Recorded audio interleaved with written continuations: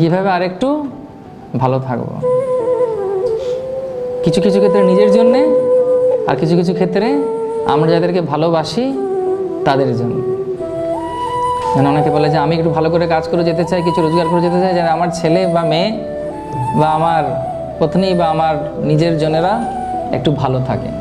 কারা কারা আমার সঙ্গে একমত যে আপনি যেটা বলছেন সেটা ঠিকই বলছেন? ঠিক বলছে কি? ঠিক আছে, তাহলে এগোনো যাবে কথা। তো পারতপক্ষে সবাই ভালো থাকতে চায়।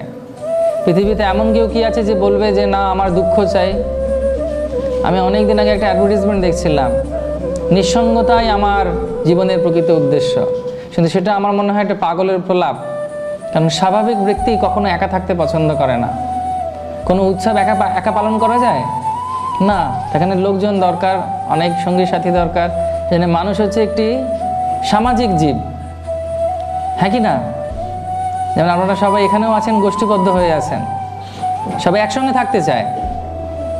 এবং সেই কারণে তো মানুষের প্রকৃত উদ্দেশ্য হচ্ছে যে সবাইকে নিয়ে কীভাবে একসঙ্গে থাকবো, একসঙ্গে চলবো।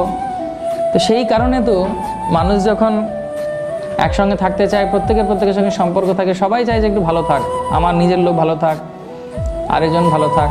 এবং পারতপক্ষে যদি এই ভালো থাকার ভেতরেও খোঁজ করা যায় যে আসল উদ্দেশ্যটা কি, তাহলে বুঝতে পারা যাবে যে সবাই একটা জিনিসই চাইছে, যে সবাই আনন্দে থাকতে চাইছে। এবং সে আনন্দর যে চাওয়ার বা আনন্দ পাওয়ার বিভিন্ন মাধ্যম সে খোঁজে। কখনো সে সিনেমা হলে যাচ্ছে, কখনো সে আলোচনা সভায় যাচ্ছে, কখনো সে ক্রিকেট দেখতে যাচ্ছে, বিভিন্নভাবে চাই যে কীভাবে আমি একটু আনন্দ পাবো। তার অনেক রকমের ধরনের ইচ্ছা যে কীভাবে আমি একটুখানি আনন্দে থাকতে পারি।